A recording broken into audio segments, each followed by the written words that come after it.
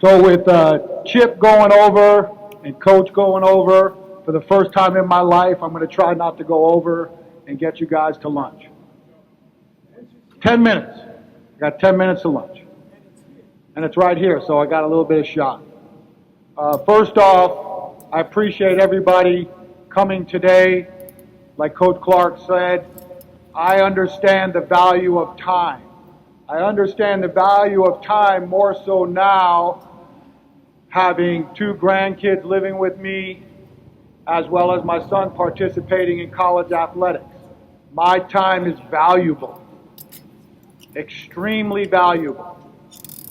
So your investment today, I commend you, because it's usually a day where you can relax and refuel for the Monday through Friday, 4 a.m. wake-ups to 9 o'clock work days that most of you do if you coach an athletic team.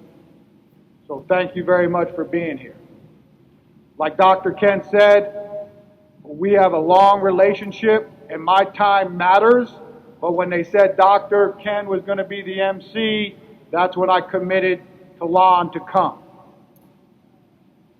Because I value what he says in his introductions, and I value what he's done for the strength game as a whole.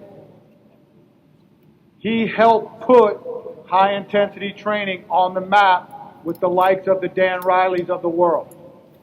He was the one who influenced guys like Chip Morton and put HIT on the map when the NFL had more teams doing HIT training than they did traditional barbell and dumbbell training. That's a fact.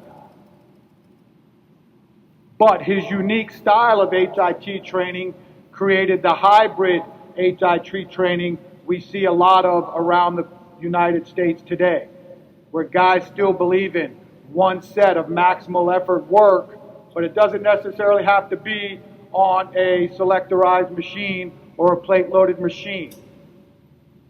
People tend to forget in the battle of HIT versus, let's just say, free weights, they always question the definition of intensity. It's 2 different intensities, people. When you live in my world of free weights, we're talking about training intensity, a percentage of load. When they're talking about high intensity training, they are talking about intensity of effort, giving an all-out effort every time you do a prescribed set and every time you perform a specific rep.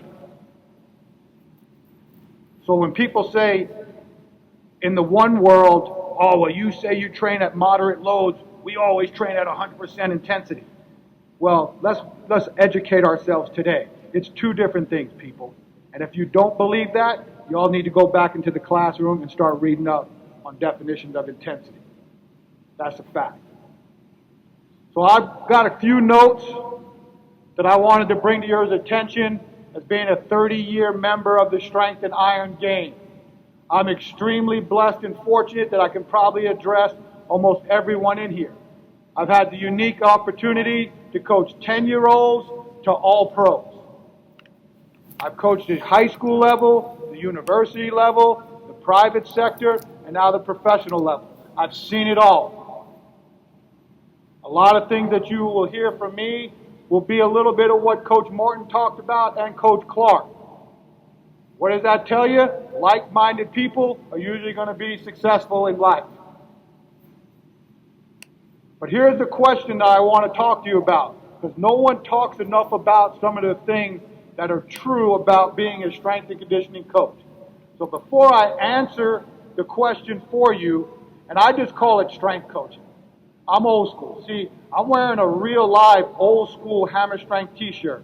None of this tri-blend, 6 ounce, I got to feel loose and comfortable. It's 100% cotton, old school. I think you got one too, it looks like right there, in the black t-shirt. That's what it's all about, being part of your roots. So if I just say strength coach, that means every other friggin' title we've given each other now. But I want to ask you, what is a strength coach? Just think about it. What is a strength coach? Because the answer I'm giving you is probably not the answer you're thinking. But I'm going to tell you what a legitimate strength and conditioning coach is at the university or high school level in particular, and especially if you are a multi-sport strength and conditioning coach like most of us old school guys grew up with. The sport-specific strength coach of today is a whole new brand of strength and conditioning. I will tell all you younger strength coaches out there, you cannot out-coach an old school strength coach, because you don't have to know what we know or what we knew, and you don't have to coach as many people as we did. You coach one sport and one platform because there's 900 people that work in the building with you. We coached 6 sports by ourselves because it was us, the head strength coach, and 22 sports. Some of y'all know what I'm talking about. I love when these guys come in. Oh, I can coach. Okay, coach these 5 platforms. What do you mean 5? I'm only used to coaching 5 or 6 guys at a time. Then you ain't no coach. I love all these people in the private sector. I was in the private sector. What's your coach to athlete ratio? This guy's 6 to 1. I said, you know why he's 6 to 1? Because he can only coach 6 dudes at a time. I'll coach as many people as you can put in front of me, and every one of you will get coached. But what is a strength coach? A strength coach is a chameleon. A strength coach is a chameleon. What does that mean? It's very simple. A strength coach has to be the most adaptable coach in the building. The most adaptable coach in the building. Because no matter what they call you, king of the basement, king of all things weights, when you walk into that head coach's office, you are their assistant. And they dictate more than you would probably like them to dictate. But that's life. You chose this field. And that's one of the things that comes with being a strength coach. You may run the weight room, but when you're in that staff meeting, you're not sitting at the head of the table. That's a fact. Some guys have better relationships with coaches than others. That's part of being a chameleon. You have to be able to adapt and change your colors. Because we've all been there, if you've been in it long enough. Got this plan written out. Woo! This is a big one. Coach walks in and says, we ain't doing that today. You know what else a strength coach has to do? He's got to be able to hit the curve ball. Because we ain't getting a lot of lob fastballs over the plate if you're a strength and conditioning coach who works with head sport coaches. Y'all following me? You have to be ready. And you can never, ever not be on top of your game. Because the last thing you want is for that head coach to know he got you. Because when they know they got you, they're going to keep coming to get you. Coach Rivera once said to me, hey, I only got 20 minutes to give you. I said, I'll write the best damn 20-minute program you've ever seen. Didn't even go, oh, Coach, you can't give me like 40 minutes. They don't want to hear that. They don't know they're testing you, but they're testing you. You give me 5 minutes, I promise you I'll get them dudes ready in 5 minutes. That's my job. My job is to service the athlete. I'll be prepared no matter what you give me. I don't care how much time you allot me. I will be more efficient in that time than anybody out here. Because that's how I go to work every day, waiting for a curveball. I'm waiting for it. Because I'll hit the curve because I prepare for it every day. What you write on paper is pretty, but a lot of times, pretty's not going to stick in our world because something always comes up. You heard Chip talk about it. Guy walks in. Hey, where'd that cast come from? Got to go off the script. I live off the script in the NFL. You coach guys who take those types of beatings and have played in that league 10 or more years, you're going to go off the script. I promise you. You have to have a wide variety of training knowledge.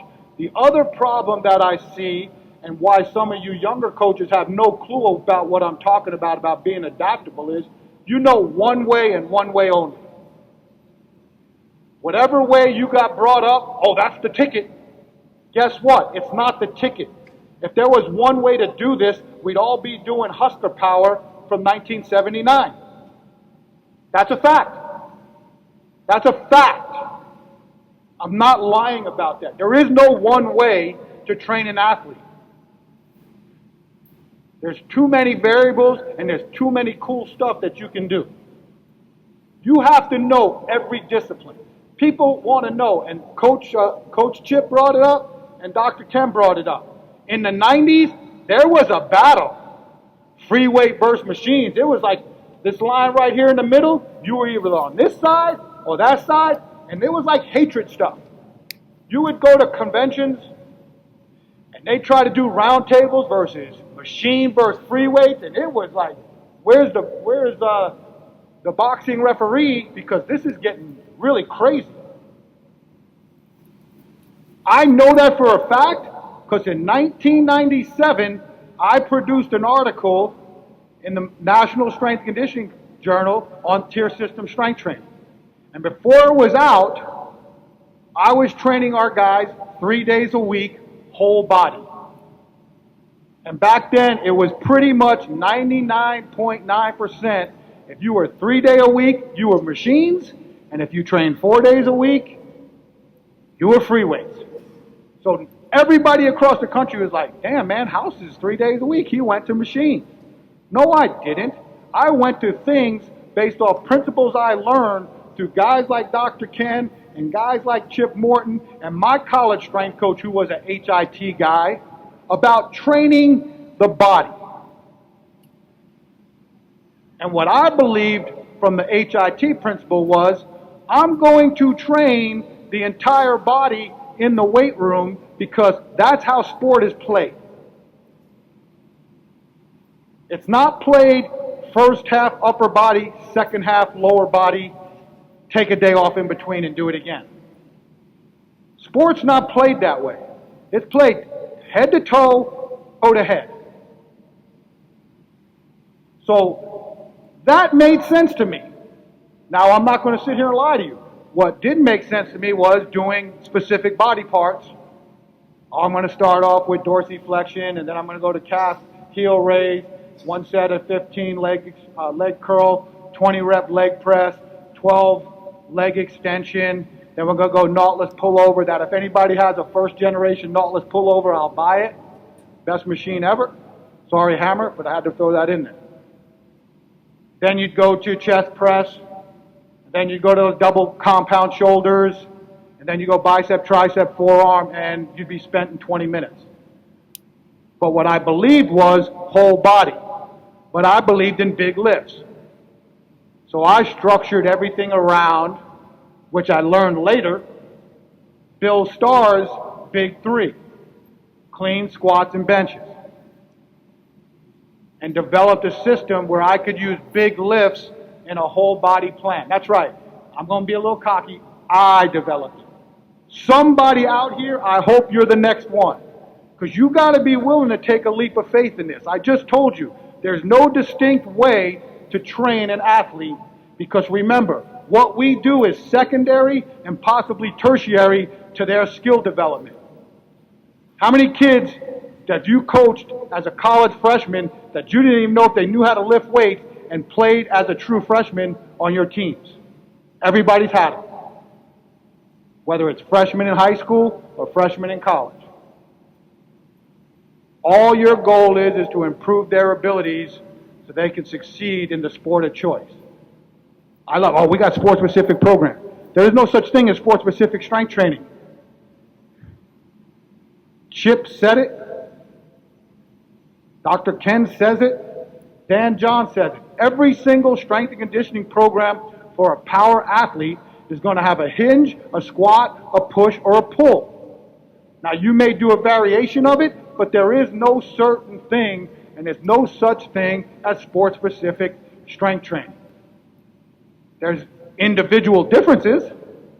You may have to do some things to improve people's weak points, but at the end of the day, you're going to pick movements that are extremely similar regardless of what the athlete plays. What athlete doesn't need an explosive hinge movement if they play an explosive sport?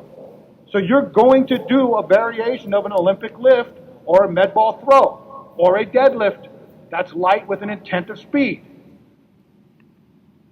Which athlete doesn't need some type of squat pattern?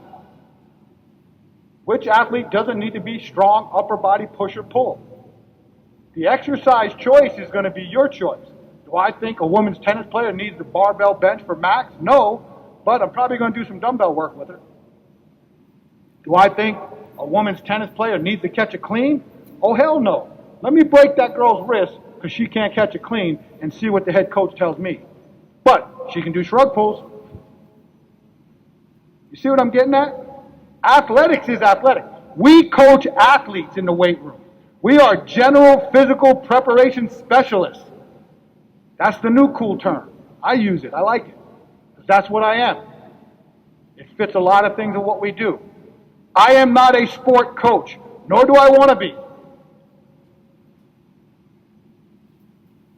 If we can do our jobs right and succeed in improving their athleticism and health, and their coach does their job right of improving their sport-specific skills and development, guess what's going to happen? Good things. But I'll also tell you this. If this doesn't change here, I'm tired of hearing coaches, give him the house. He'll get him, right? That's right, I will. And I don't want to curse, but there's only one way I can say it. If you give me a shitty football player and you do nothing about that, in 5 years I'll give you a bigger, faster, stronger, shitty football player. Because I know what I improve. And I don't improve sport-specific skills, nor do I improve the tactical aspect. I don't meet with them on schematics. I don't know if they can process that. I might, because if they can't process things in my world, which is very simple, they probably can't process things in that world. But I'm going to stick to my wheelhouse, just like I appreciate and respect coaches on the other side who stick to their wheelhouse. I'm going to prepare them athletically to the best of their capability. And that means I have to adapt. I have to adapt to them as they grow and get older, and I have to adapt to what the coach's expectations are of the strength program. It's extremely hard for those of you who care as much as the athletes as most of you do, or you wouldn't be here today. Because I know if you coach multiple sports, there's that one coach you don't like. They don't believe in what you believe in. Your values outweigh their values. And where does that come back to? Your ability to be a chameleon and adapt. How are you going to adapt to the coach that you don't believe in their message? The coach that doesn't care if their kids don't lift. How are you going to personally win that battle with yourself? That's the hard part about being a strength coach that no one wants to talk about. Oh, I love these coaches. This coach right here, they don't get it. So what do you really think your effort level is with that team compared to the coaches that like what you do and you're all in? You may say you're giving it their all, but you're not. It's human nature. You're not. You can say it out loud. Yeah, man, I'm all in with all my coaches. Man, I really don't like this coach right here. They don't get it. And then I'll evaluate, and you'll be all hyped up. And when this coach's team's in here, you're like this, right? And I'll come, oh, here's that coach you like a lot. Yeah, let's go. Let's go. All day, son. Let's go. Move that weight. Oh, that's that coach you don't like? Oh, man, we've all done it. I've done it. See, I'm not a liar. When I'm talking to y'all, I ain't going to lie, because I've been doing this for 30 years. I've done this. That's why I'm telling you, it's going to happen. And you got to prepare yourself for when it happens. It's not fun to say it out loud to you. Just like some of the other stuff that I'm going to tell you. I say these things because I've done it. I've done it. Good, bad, better, best. And I'm not afraid to open my doors. That's how I met Coach Johnson. Coach Johnson rolls up to Boise State 1998, 97. We're hosting the NCAA Division first round basketball tournament. He comes up with the West Virginia basketball team. He's supposed to be at the game. Dude comes, visits us. We're testing. He's sitting in there helping us coach Paraclete testing. He missed the game. That's what it's all about. Then he came back the next day and they won. So he came back the next day and coached again. We did squats. I know what I know and I know what I don't know. I know what I don't care to know and I know what I need to know. I'm at that point in my stage where I can say that. I know what I know. I know what I need to know and I know what I don't care to know. Because remember, there's so much stuff going out right now, we can't absorb it in our profession. We can't absorb it. Analytics, let's do this, velocity-based training, whoop, whoop, whoop. I like some of that stuff, and some of it has merit. But you know what 90% of that stuff is, in my eyes?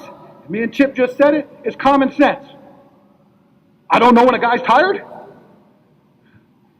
Oh man, it's stressful time. No shit, he's sweating his ass off, he's dehydrated, he can't even walk in off the practice field. I need to know, somebody needs to tell me that. Guy walks in on a Monday morning with his head down, stinking. I don't know he's been up all night. I know I'm not getting a good effort. I need a readiness app for that. Oh yeah, let's do these readiness apps. You know what I love about those readiness apps? I've never heard one person who uses readiness apps use it the night before the game. You know why? Because damn if you'd want to know if that guy ain't ready to play. Telling you. Oh, yeah, we use Omega Wave. We use this. We use that app. Yeah, what about the day before the game? Nah, man, I don't want to know that. I don't want to know him waking up like, damn, coach, I'm in the red. I can't play today. Coach, I can't play. Right? Starting quarterback, right? Going to the Super Bowl. Coach, I'm red. What am I supposed to do? Because they're all crazy. We're all crazy with numbers, right? Oh, man, I'm in the red. Come on, man. It's common sense. You know what you got to do? You got to hype that guy up. You got to want him to go. Most adaptable coach in the building. The chameleon. The strength coach. It's that easy. Really? Pretty hard. But if you can do that, you will be successful. I promise you. Because you will be prepared for anything that comes at you. You have to over-prepare. You have to prepare for things you never think are going to happen. Because I promise you, they're going to happen. I promise you that. 30 years. How many different universities? Private sector. High school. Professional. It's going to happen. And I'm telling you now to prepare yourselves so that when it does happen, you're prepared.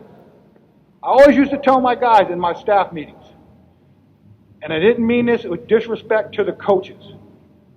I always want you to be so prepared to justify everything we do that when you went in there, they think they won. And you walk out of there and you go, we one-upped them. That's not disrespecting them. You want to be so prepared in what we're doing, how we're coaching, what the cultural aspects are based on their values. How are you going to put this into a process that when they come in and they start talking to you about things they'd like to add, you already understand where they're going with and you already know how to add them. You got to know when to hold them, you got to know when to fold them, and you got to know when to push it all in. And there's sometimes you got to fold. Because at the end of the day, remember, you're their assistant. You're their assistant. Fact. But you have to be overly prepared. When an athlete comes in and says there's an issue with training, they just got out of the training room, you can't fumble. You got to know your layering system. You got to know your exercise pool. And before he can even finish a sentence, go, we're doing this today. Fake it till you make it. Just know as much as you can. You may not know the applications of it yet, but know as much as you can, and then dive in between. Do you know why they put spaces in lines of books? You know how they got like double space, single space when you're reading books? Because you're supposed to read in between the lines, people. I'm tired of hearing all this bullcrap. Well, you know, Louis said this, Louis said that, Bronachuk said this guy said that. But you know what? The real stuff is in between the lines. Even my stuff. You can read my stuff all day. I promise you, it's in between the lines. Because you gotta keep critical thinking. Have to. You cannot stop. I'm into this block zero stuff. I don't know if you know what I'm talking about. It's all about first timers in the weight room. How do you develop somebody from nothing? And the more I read on these children development stuff and strength training, I kind of laugh because I'm like, I coach the best dudes in the world. They need it too.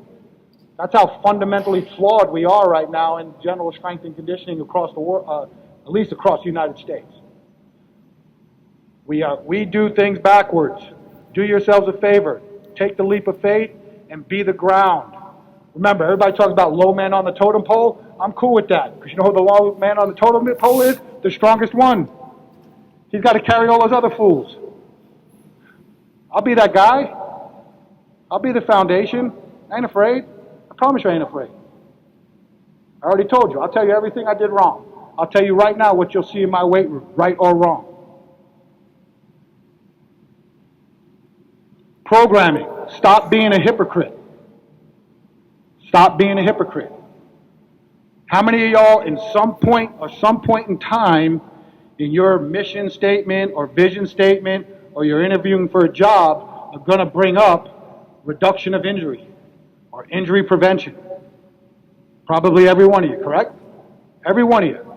Then I'm going to walk in your weight room and see some bull crap, knee buckling squats, 900-pound spotter-assisted benches, jumping jack, star, reverse power clean, forearm curl power cleans, testing freshmen you don't know their name.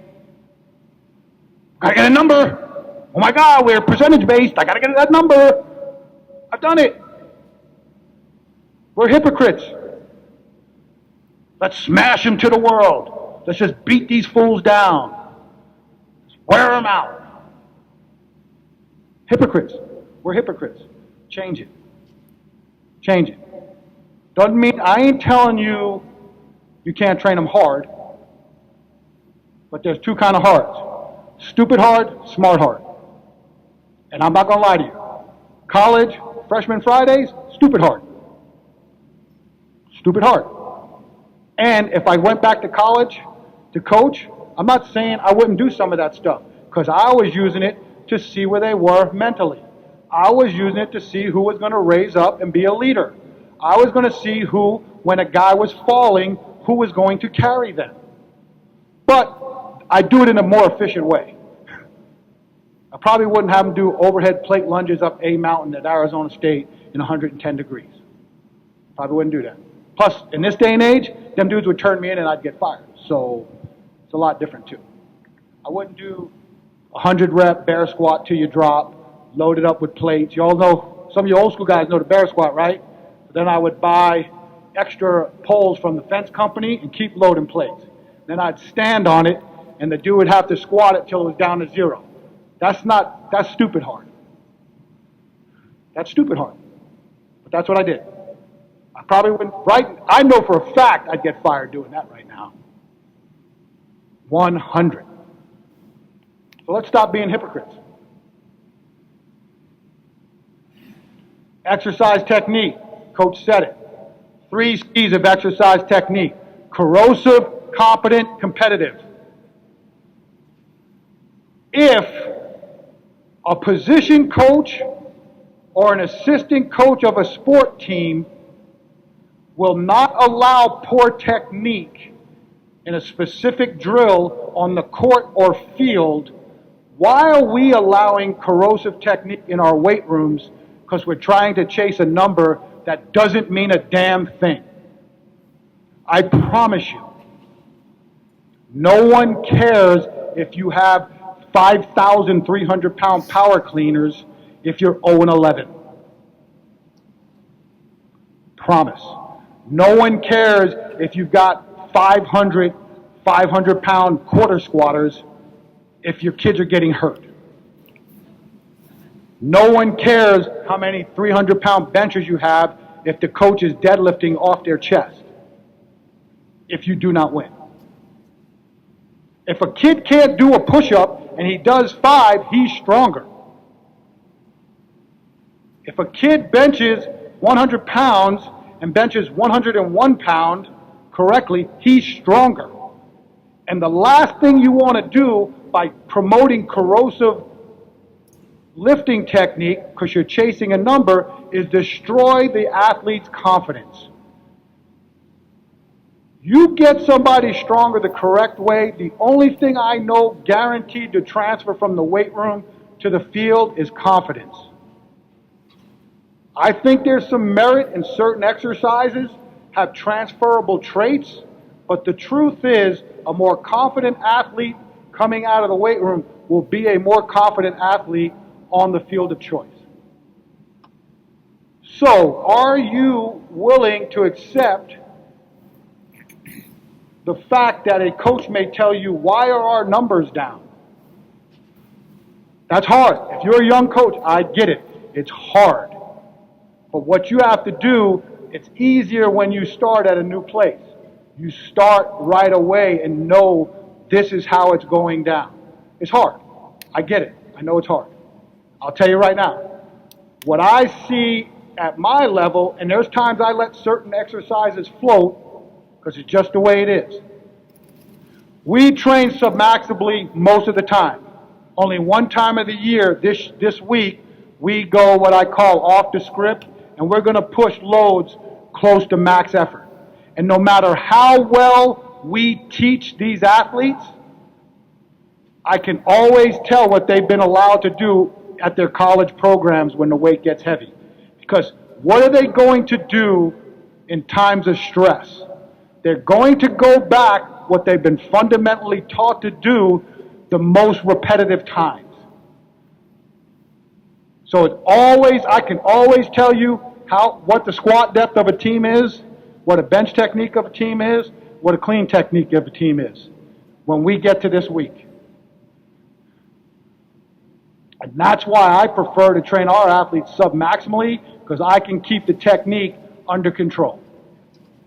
And the higher the level of the athlete you have, the simpler it is. Don't think we're doing something outrageous. If you saw my workout cards that I use today compared to what I used at any of my colleges, you would laugh how simple it is. I coach the best athletes in the world at their sport. I'm going to make what Coach said. He took 2 of my words out of it, so I know I'm a smart guy. My programs are effective and efficient.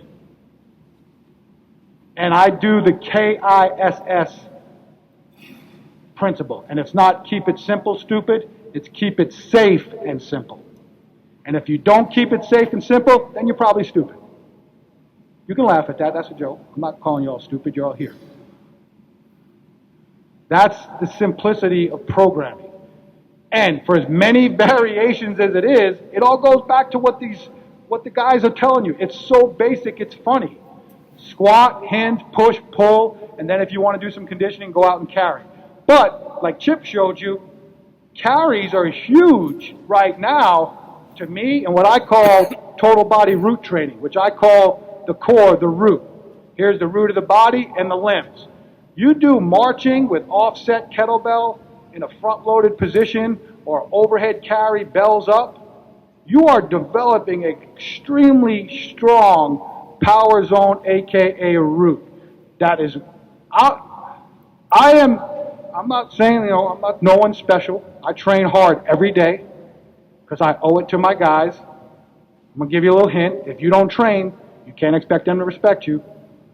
I'm not telling you got to bench 1,000,000 pounds. You got to train, and you got to train hard. You got to be afraid. You can't be afraid to sweat. You have to pay it forward to your guys. I work my ass off because I owe those dudes for working their ass off for me, and I can't play on Sundays for them. So that's my way of giving it back. I'm going to do as many things as I can to prove to them that I'm worthy of being their strength coach. Because as Chip told you in his, they're going to challenge you. And I got to find my way to be that guy. You have to continually ask yourself, everything you do in life, even with your family, is going to make you a better coach. It's going to happen. So, corrosive. See, I get on tangents. It's good though. Get good stuff out of that. Competent. That's what I need. I need competent lifters. I need lifters that have efficient technique. Because then I do have a chance to help them protect themselves when they go to the field of play. Competitive is if that's your sport. If you are a power lifter, a weightlifter, a bodybuilder, a strongman, I don't need my athletes to have competitive lifting technique. If they have it, bonus to me. Because here's what I need. I need competitive football players who are competent lifters. I don't need competent football players who are competitive lifters. Because then I didn't do my job. I invested so much time in lifting, I didn't help them overall athleticism to be great at their sport. Or give them a chance to go in there and learn from their position coaches and their coordinators how to be great at their sport. If I commit all 100% of my time to them being great lifters with no field work, no movement work, no recovery work, no whatever work, then I didn't do my job. I need competent lifters who are competitive football players. Because then I have a chance for our programming to have some transferable value when they walk onto the field. It's not hard. And it all goes back to basics and then the variety of a basic. Chip said it. I don't need my guys to clean. I think I have 6 guys who catch a clean out of 90 guys on our team. And I've never heard that if you can't rack with 2 fingers. I know Coach Totten, that's not a cue I use. I just watch a dude. If he can't turn it over and automatically open his hand, he does a power pull. I'm getting the same response. I need explosive hip extension. We can do deadlifts for speed at the right loads. When I came up, oh, don't do deadlifts. That's a slow lifting exercise. You know what I've learned from Louis Simmons is any exercise can be trained explosively when you regulate load and you enhance the intent. I can do a barbell curl explosively. I can also do a barbell curl in that same rep based on time under tension for as long a tempo as you want.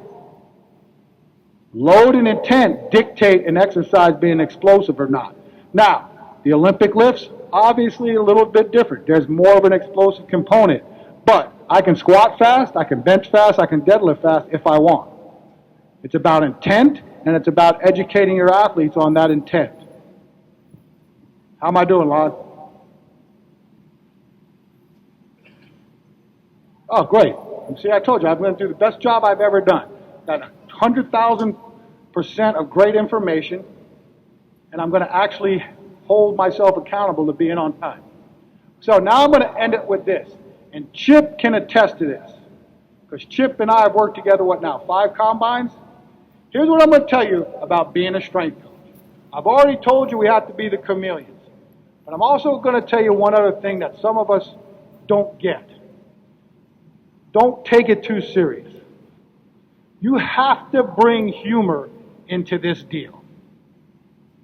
And you have to be able to make fun of yourself. 100%, you cannot be afraid to make fun of yourself.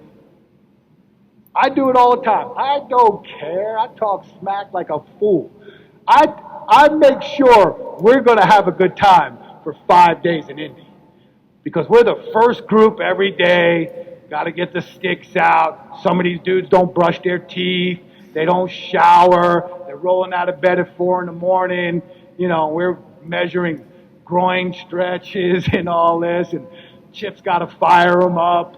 And I'm just sitting there, and I'm just going to have fun. I don't care. I'm talking smack, we're laughing, and just having a good time. Because you know why? I work a lot of hours.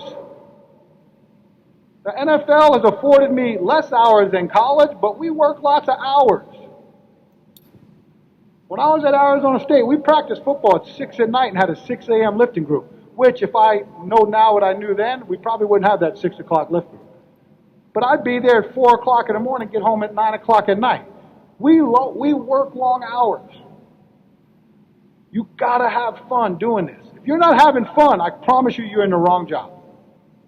Promise you. The other thing I'll tell you, you have to turn off coach mode when you walk in the door of your house. If you've got a significant other, if you've got children, you owe it to them to be all in when you walk in the door, just like you're all in all day coaching. That's hard. That was hard for me. My wife, she put me in check. That was hard for me because I was on a mission. On a mission. But that's hard. It's hard. I'm going to tell you another thing. Because guys know my son, my oldest. If you have children, and all of y'all in the strength profession, right? You got these kiddos, right? Oh yeah, I'm going to make this dude, right? I'm going to get them a Scully. Don't cross the line. Do not cross the line. You will not like the outcome. You never, ever want to hear what I heard. You don't want to hear, I needed a dad, and you coached me 100% of the time. You don't want to hear that. You don't want to hear that. Because they're going to have plenty of coaches. I promise you. If they're in athletics, they're going to have plenty of coaches. They're only going to have one mom or dad. I'm just telling you. You don't want to hear that. It's an all-encompassing world we live in as strength coaches. I think it's the greatest profession you can choose if you love athletics. Because you can touch numerous people. Like everybody goes, oh, House, man, I said, you're in the NFL. I said, yo, you don't understand. I don't need football to do my job. Look at me all crazy. What do you mean, man? I said, I don't need football. I leave here today. I'm going to coach somebody. I coached 10-year-old kids on a Wednesday night, and Thursday, 24 hours later, when that same group was supposed to be there, I got offered the job of an NFL football team. I got that job coaching 10-year-olds. They came and watched me coach in the private sector. They watched me coach youth athletes. 5 minutes. I've got 5 minutes. 4 minutes. I had 5 minutes 5 minutes ago. You see how this thing works? Well, I'll tell you what, when I see all the tinfoil off those buckets, I'll shut it down for you. So, have fun. When you walk in your house, you got to be all in at home. And if you got kids, let someone else coach them. I ain't saying you can't be supportive, and I ain't saying you can't use your expertise to help, but watch. Watch yourself. Tough. Any questions? I did that good a job that you have no questions. You have no questions about anything in strength and conditioning? Yes, sir. Okay, golly, so now he's throwing me under the bus. Elite care system. Go ahead. Yes, sir.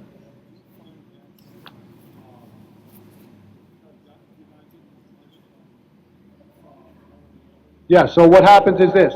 So if you're familiar with max effort and dynamic effort, why do I do it in the same day? This is a combination of, Chip brought up. Let me just tell you this. How many of y'all study periodization? Well, if you're not studying it, you better study it, because that's a big part of what you do. And everybody's going to put themselves, well, I do this, I do that, and I do this. You know what I've learned utilizing my system and all the crazy new term periodization models there are? they will all intertwine. Every one of them is going to fit. That's why I coined a term 4 years ago called intermixed periodization. Because everything that I've studied, I've got a little bit of each in it.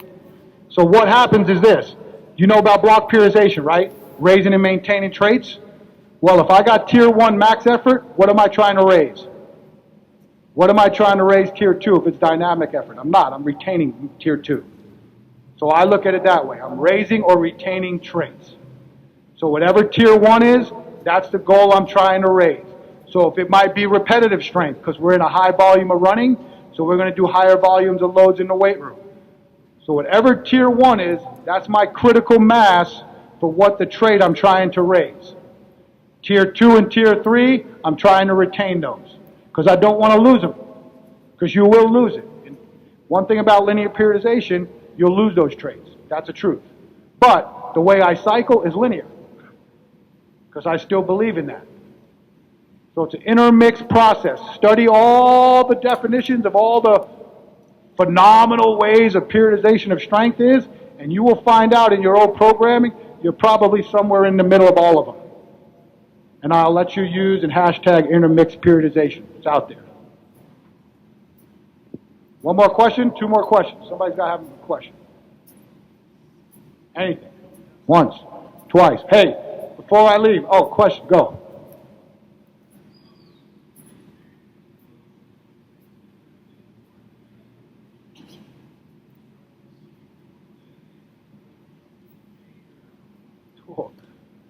Quit. No, just kidding. The biggest thing is, to me, is you have to control your emotions first. So you can go in there with a different outlook and walk in. The biggest part of that is it's a two-person puzzle. Are they willing to meet in the middle? That, to me, is more important. You already know you want to address it. But do they see what you see? Do they see that, hey, if we're not copacetic, this isn't going to be good for both of us? Because then she's in the AD's ear saying, this guy doesn't want to coach my team, and you're in the AD's ear, she don't care about the weight room, or he don't care about the weight room. So I think it's more of, you know how you want to approach it, versus, are they willing to meet in the middle? That's how I would look. And if it's not, then hopefully you got a staff, and you may need to move yourself aside and move one of your assistant coaches in. Which goes to, good point, man, I'm glad you asked that question. Here's one thing I learned about being a head strength coach. Don't hire yourself. They don't need to be 2 Joe Big House Kenns in the weight room. I need people with different personalities, different attributes, because I'm not going to be 100% with every athlete I coach. It's not going to be that way. I've coached thousands of athletes. You think I'm 100%? No, not even close. But I've had a good, well-rounded staff of assistants that they could build relationships with those coaches, those athletes and/or coaches, and then in return may help me learn something that can help me bridge the gap with them. Hey, I appreciate your time. Thank you very much. Enjoy the rest of the day.